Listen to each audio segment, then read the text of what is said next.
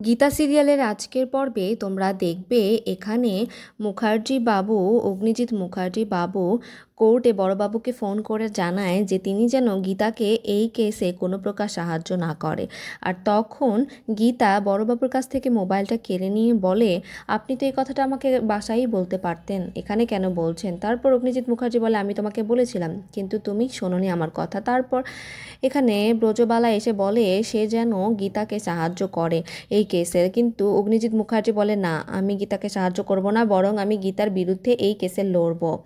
আর তারপর এখানে দেখা যায় সাত্বিক তার নিজের কাপড় না খুঁজে পেয়ে গিনিকে ডাকতে থাকে। আর গিনি তখন এসে বলে, তুমি তোমার কাপড় খোঁজার জন্য আমাকে কেন ডাকছো? তুমি নিজে কাপড় দেখতে পারো না খুঁজে?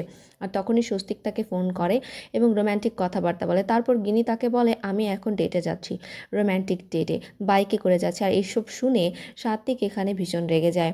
আর তারপর সাত্বিককে বলে যে কিছুটা রোম্যান্স আপনি শিখতেই পারেন, কিন্তু সাত্বিক তারপর ওখানে রেগে যায় গিনির ওপর।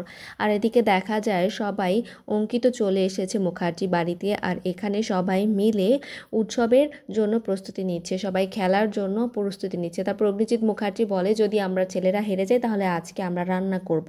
আর গিনি বলে, আপনারা রান্না করলে সেই রান্না তো আর খাওয়া যাবে না। আর এখানেই পর্ব শেষ হয়ে যায়।